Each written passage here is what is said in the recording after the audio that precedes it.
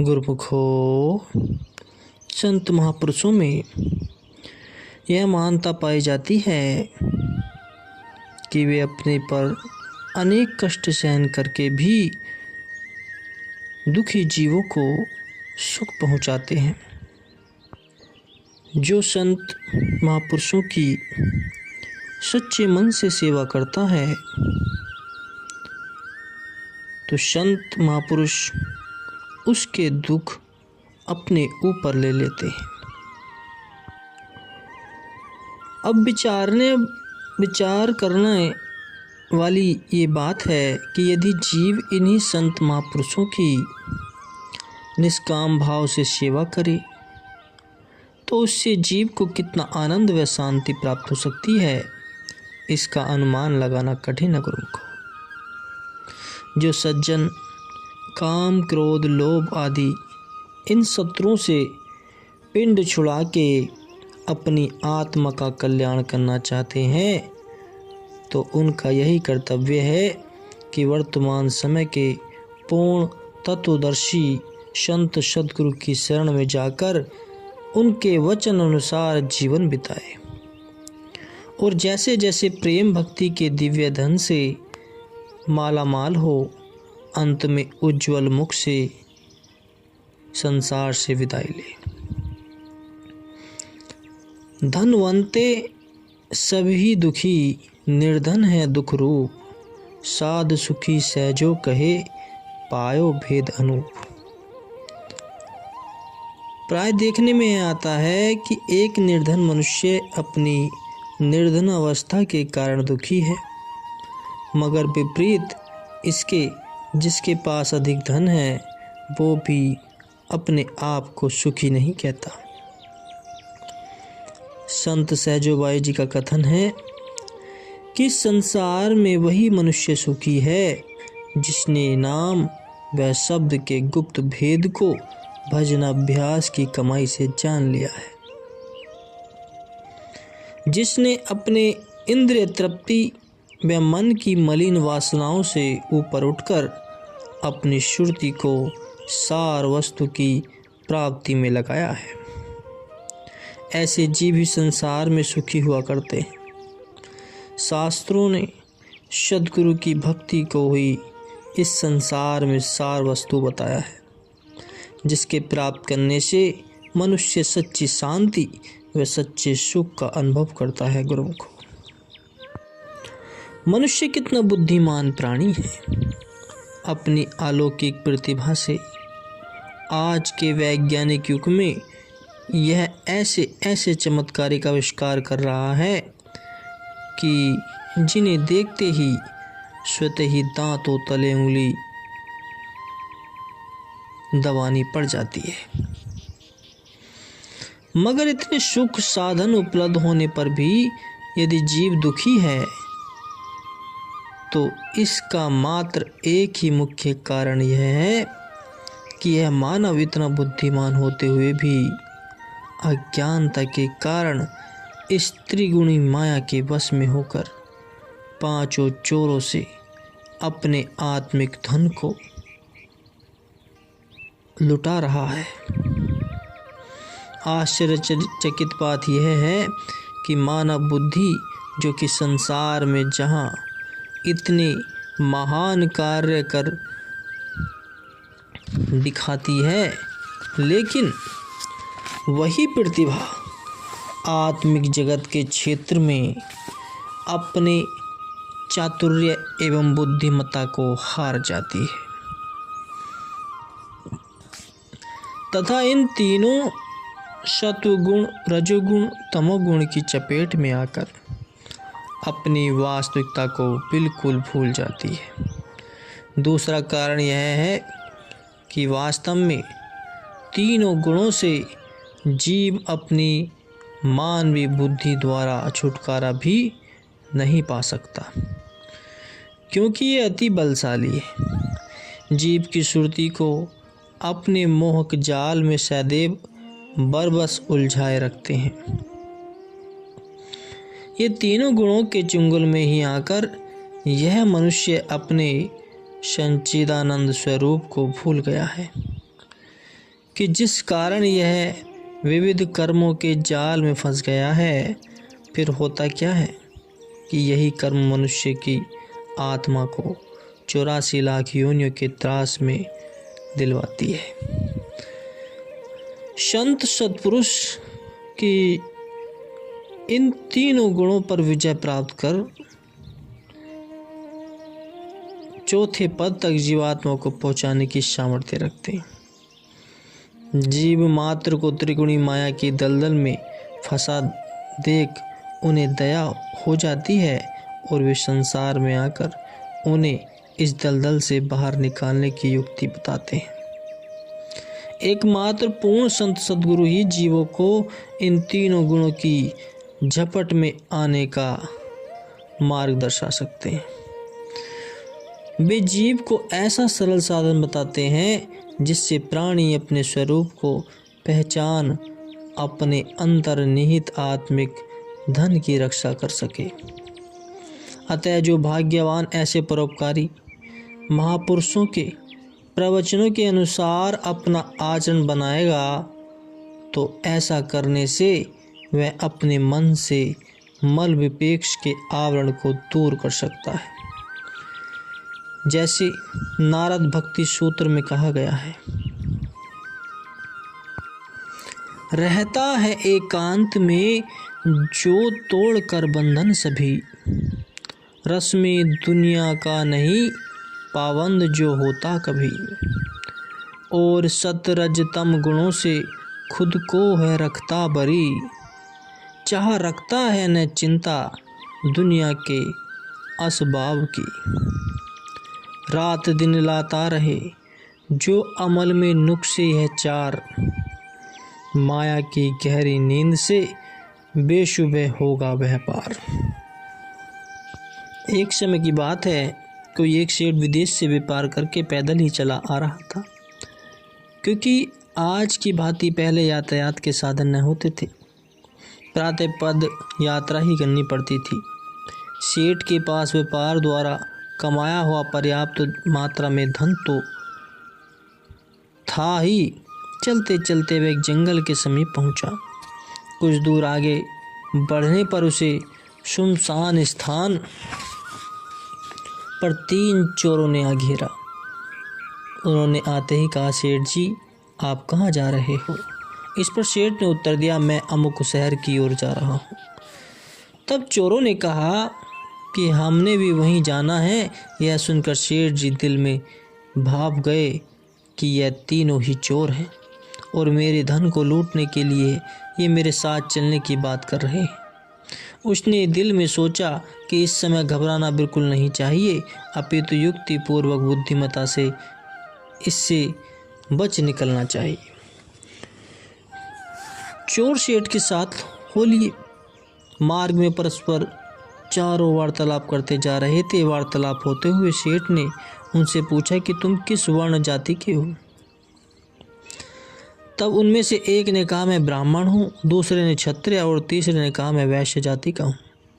यात्रा करते करते जब चारों शांत हो गए तब विश्राम लेने के लिए ये सब कुछ देर एक वृक्ष की छाया में बैठ गए। वैश्य जाति वाले व्यक्ति से साहूकार ने कहा, तुम सामने वाले कुएं से जल ले आओ, जलपान करके पुनः आगे चलेंगे। जब वह जल लेने चला गया तब सेठ ने ब्राह्मण व क्षत्रिय दोनों से कहा, मैं जानता हूँ कि तुम तीनों चोर हो और मेरा सब धन लूट कर तुम तीनों हिस्सा करोगे। मुझे मार्ग में लूटने से तुम पाप के भागी बनोगे तथा परलोक में भी इसका दंड मिलेगा। इसलिए मैं स्वयं तुम्हें एक ऐसी युक्ति बताता हूँ जिससे तुम्हें आगे दंड न मिले तथा पाप भी न हो पाए एवं धन भी तुम्हें प्राप्त हो जाए। सेठ की बात सुनकर दोनों चोरों ने प्रसन्न होकर कहा, हाँ आप युक्ति बतलाइए। इस पर सेठ ने कहा, सुनो, मेरे पास जो धनराशि है उसके हम 3 भाग करेंगे। ब्राह्मण की ओर उन्मुख हो। सेठ कहने लगा, हे ब्राह्मण देव, धन का 1 भाग तो संकल्प करके तुमको दान दे दूं, दूसरा ये क्षत्रिय वर्ण का है और मैं भी इसी जाति का हूँ, अतः जाति भाई होने के नाते इसे एक हिस्सा दे दूंगा। परंतु वैश्य जोगी पानी लेने गया है, उसे मैं क्या व्यर्थ में धन दूं, क्योंकि धन के 4 भाग करने पर हमें कम मात्रा में संपत्ति मिलेगी।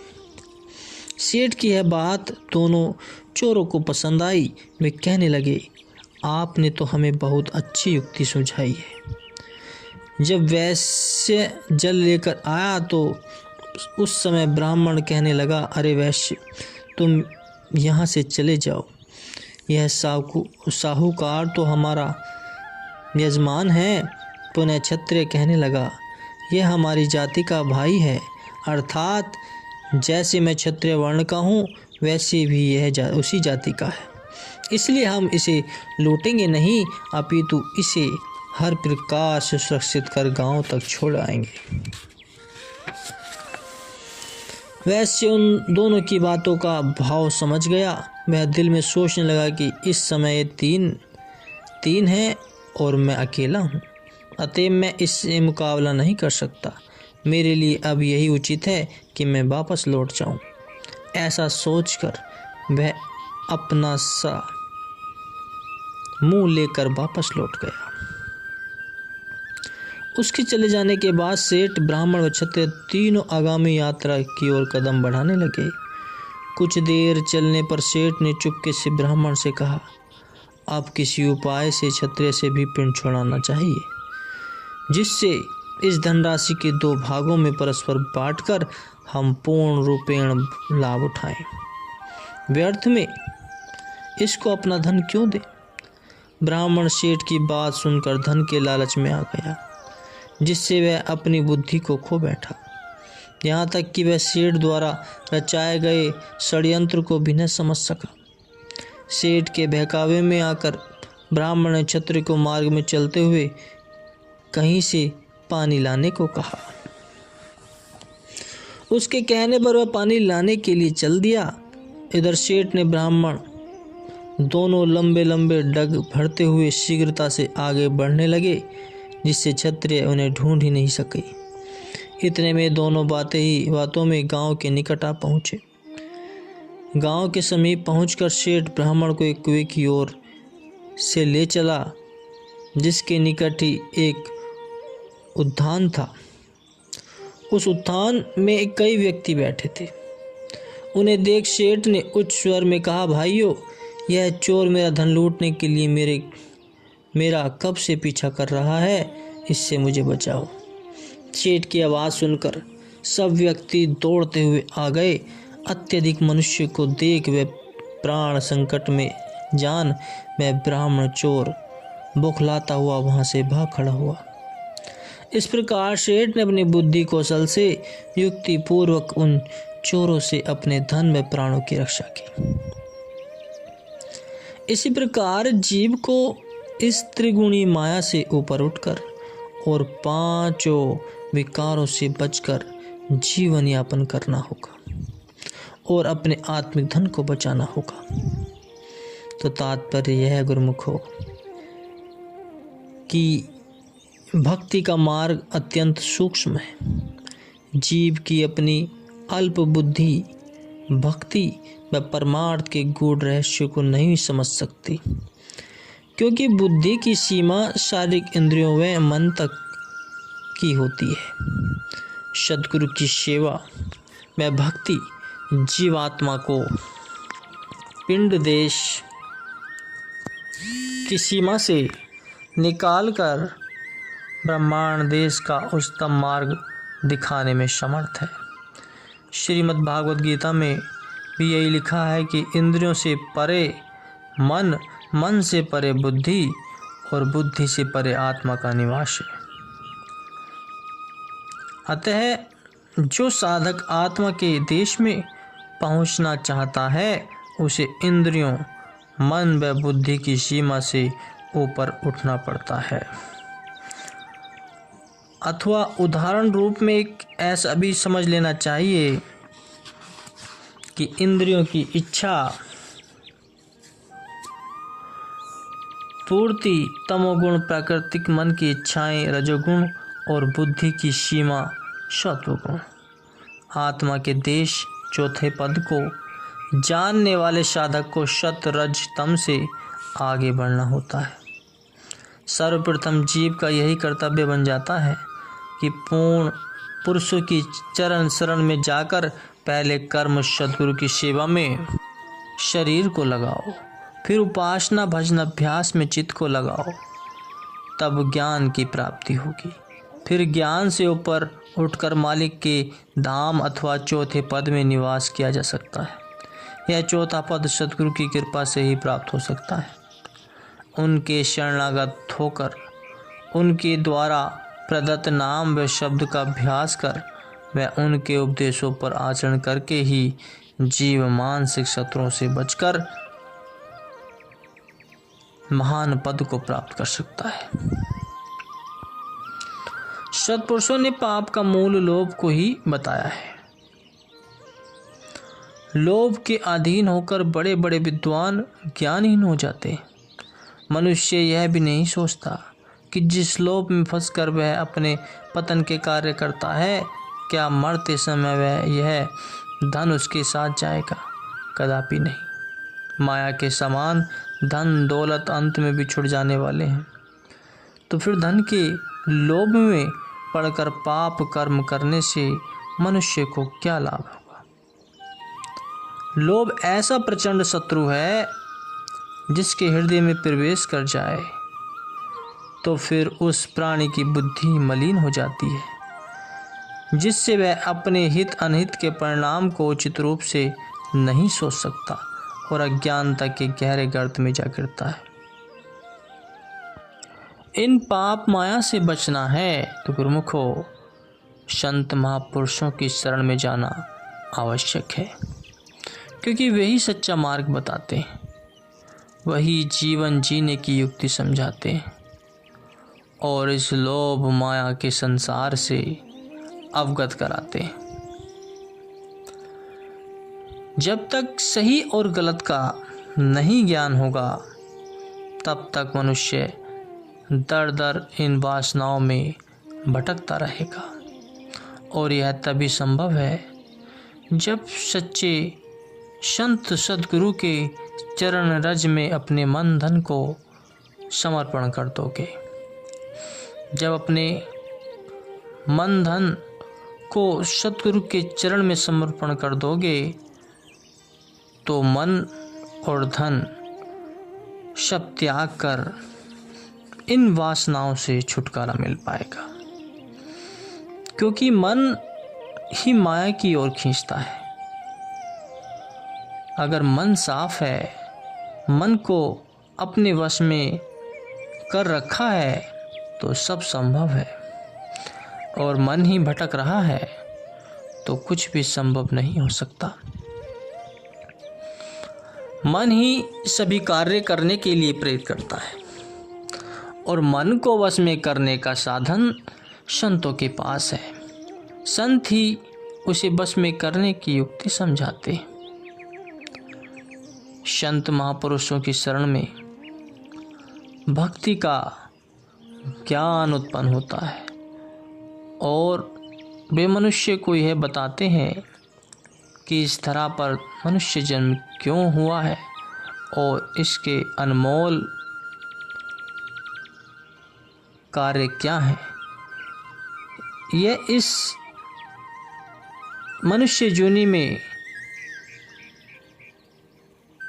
क्यों आया है, ये जन्म क्यों मिला है, इसे कैसे श्रेष्ठ बनाना है, इससे कैसे कर्म करने हैं, इसे अच्छे बुरे की समझ करानी है और उस परमात्मा को किस तरह से याद करना है, उस परमात्मा की प्राप्ति किस प्रकार से करनी है।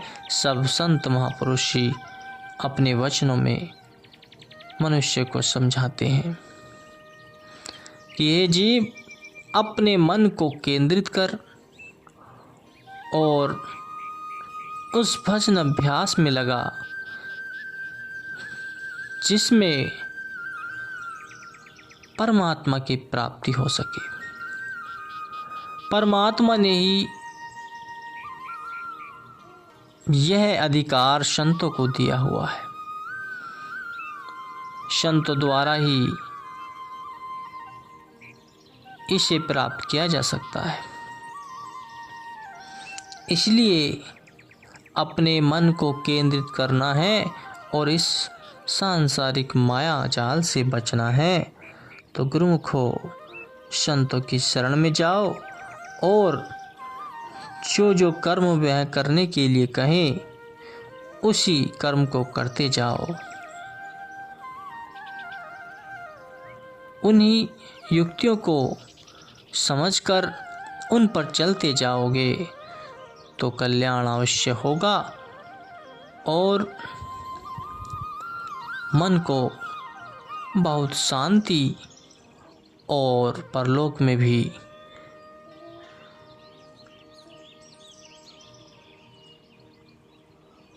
आपका परलोक भी सुधर जाएगा गुरुमुखो।